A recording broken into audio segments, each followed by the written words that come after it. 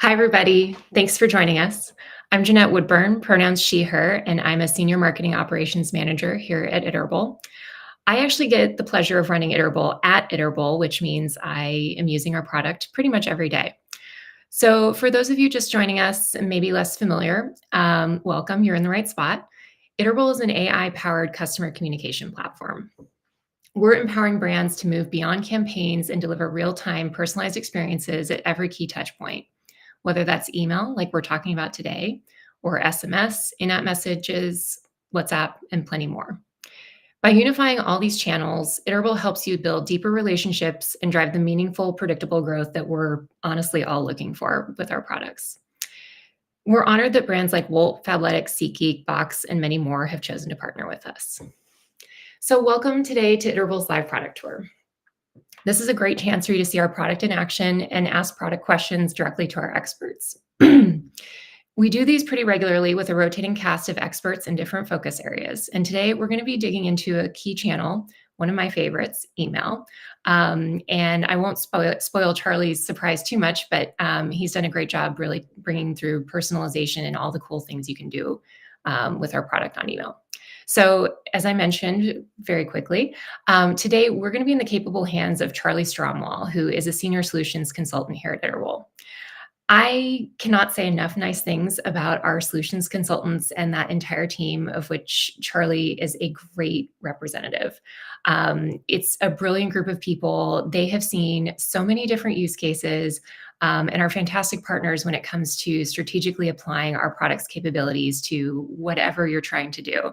I've definitely taken them some crazy ideas in the past and come away with, a few different approaches to get to what I'm trying to do. Charlie's been with us for just over 3 years, so I think it's safe to say we are in great hands.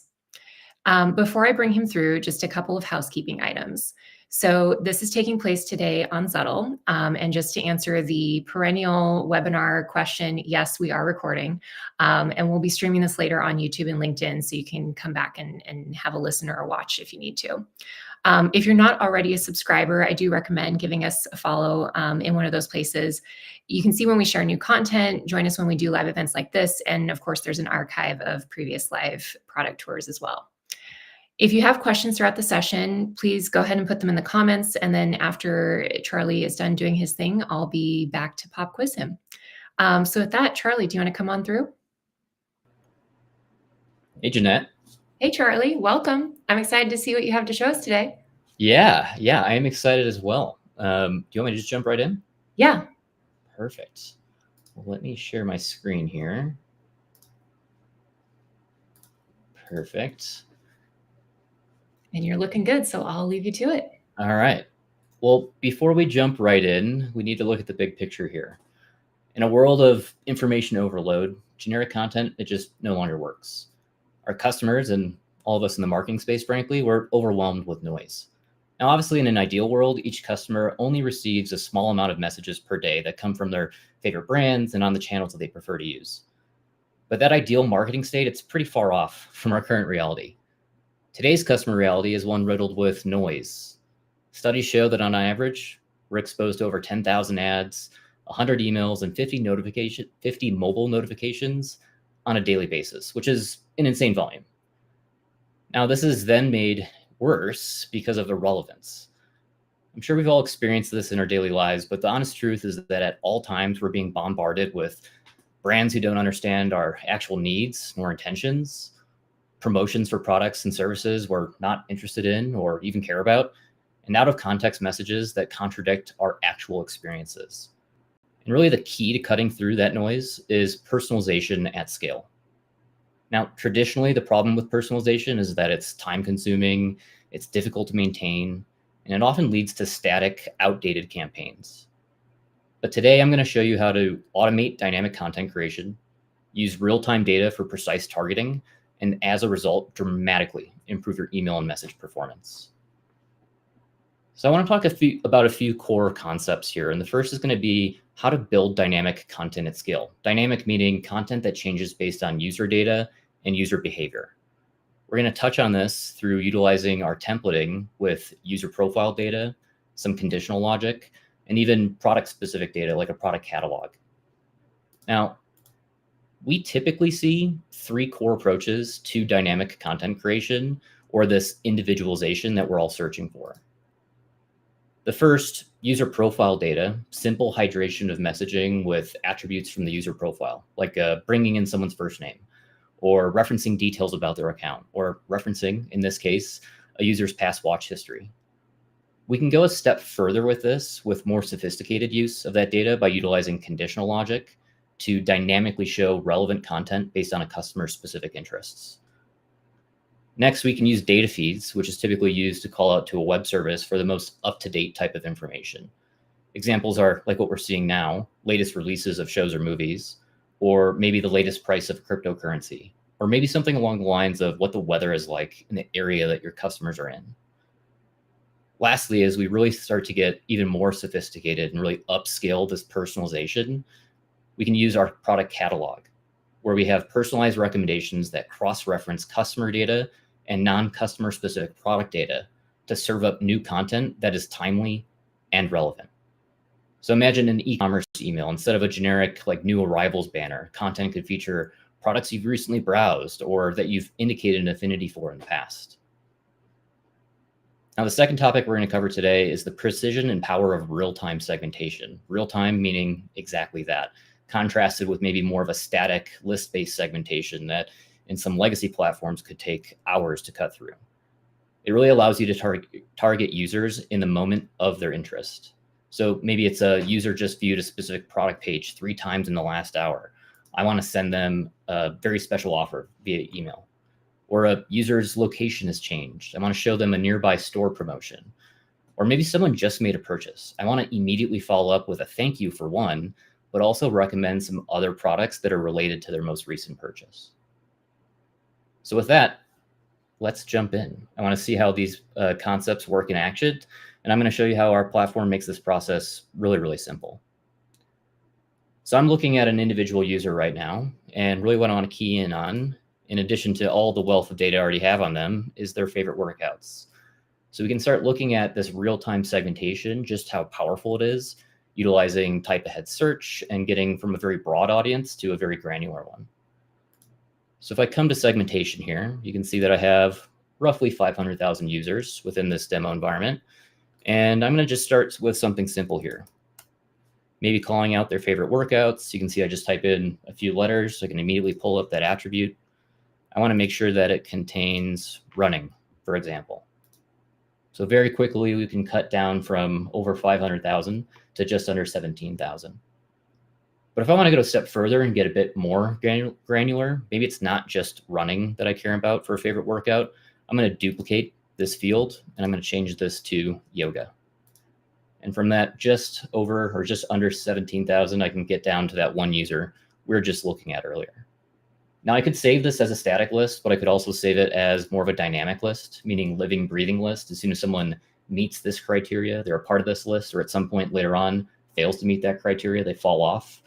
Really helpful for like payment due reminders, or someone's birthday is coming up in the next 7 days and I want to enter them into a campaign or a journey. Really gives you a lot of flexibility, and it allows you to have that real-time messaging with relevance to each specific person you're reaching out to. But the next thing I want to talk about is more dynamic content creation. And I mentioned user profile data as well as the catalog. So let's start with something really, really simple. With this Iterable newsletter, I'm just using handlebars to pull in that attribute from a user profile. Pretty simple, straightforward. If I wanted to preview this, maybe with some data on a specific user, you can see I'm pulling in Charlie's first name here. Now we can go a step further than this, not just bringing in attributes into the profile, but maybe we want to start using some conditional logic to start displaying information that's relevant to each user that's receiving this message. If it's a new user, maybe we just want to say hello. But if I have their first name, I want to make sure to include that in the message as well. But maybe for Bobby or another user in the platform that has multiple interests, I want to change up what the content is of that message based on the things I know about them. So again, I'm using some conditional logic to place items based on someone's favorite workouts. If we were to preview this again with data for Adrian here, you can see I'm pulling in his first name because we have it. And if I go down to their favorite workouts, you can see they're interested in cycling and rowing. So instead of all those options, I'm only showing the content that's relevant to them.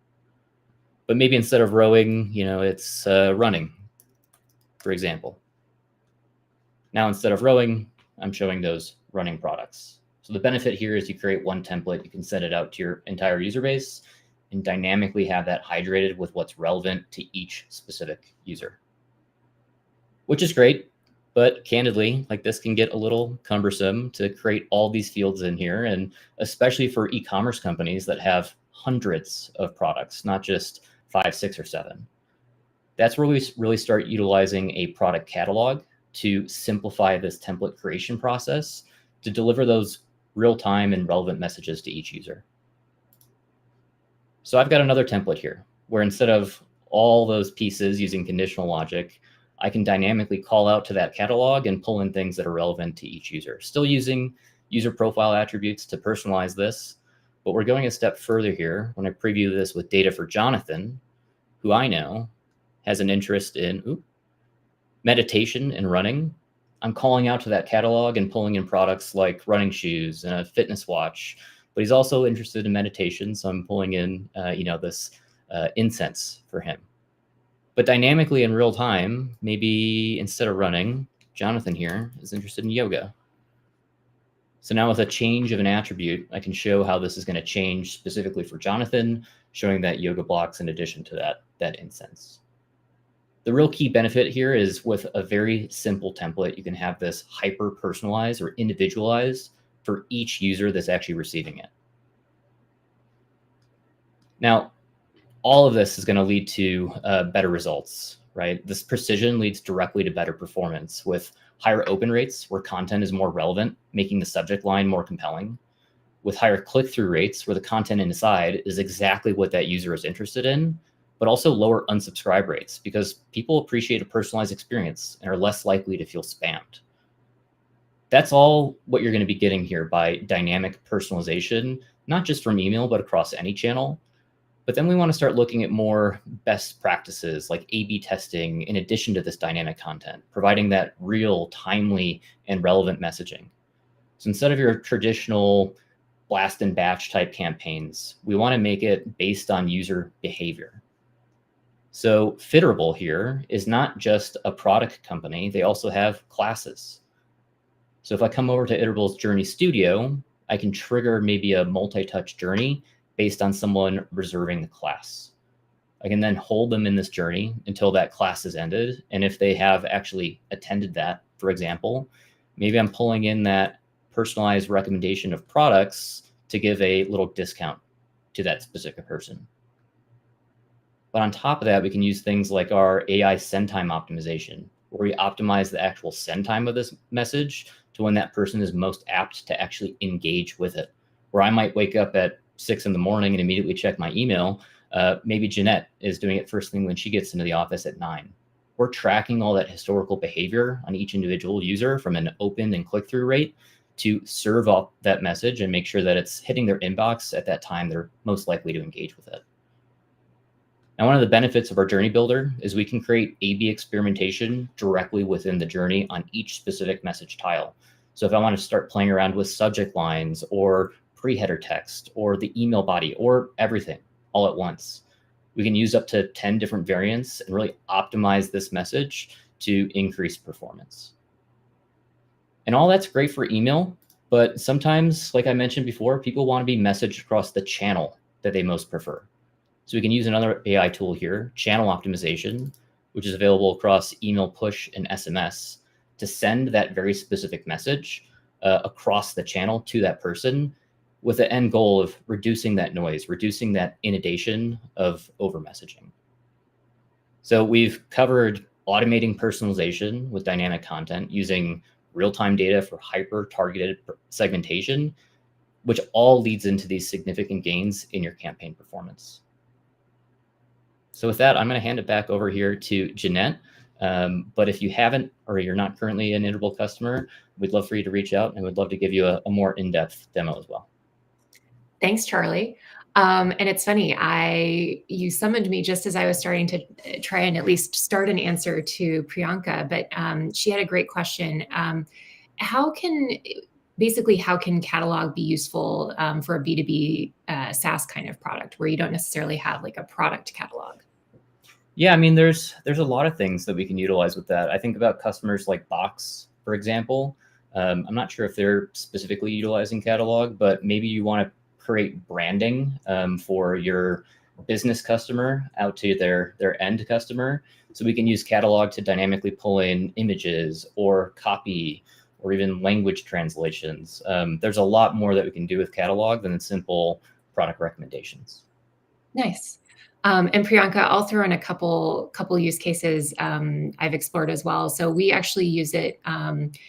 We have a staffing catalog, so we can store kind of all the information related to the various team members that we have associated with our different customer accounts. Just so they're not cluttering up the profile, and it's just easier for us to keep that updated in that location.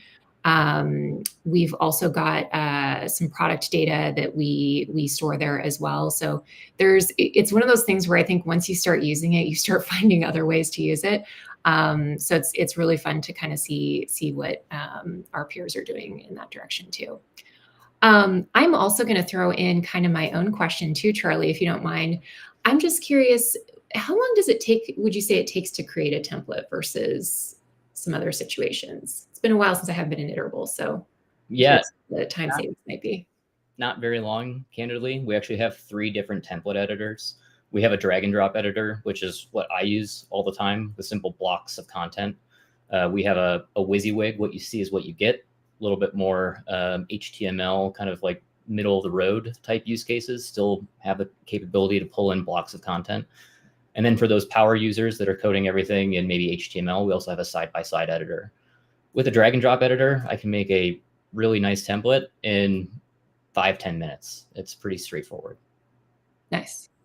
Yeah, and I have to say, I mean, it's funny how many places I've been at that we actually stick with the drag and drop because it just makes it more accessible for everybody on the team to use too. So yeah. Well, thank you so much, Charlie, for being here. And I mean, it never fails to impress me how quickly you can get through so many essentials in such a short amount of time and making them make sense. So thank you all too for the questions and for spending time with us. So hopefully you've gotten something helpful out of it. Again, if you want to keep enjoying our series, subscribe to us on YouTube and follow us on LinkedIn. And if you have any questions for our team, you can also connect with us on iterable.com/demo. So thank you again, and we'll see you for the next live Iterable product tour.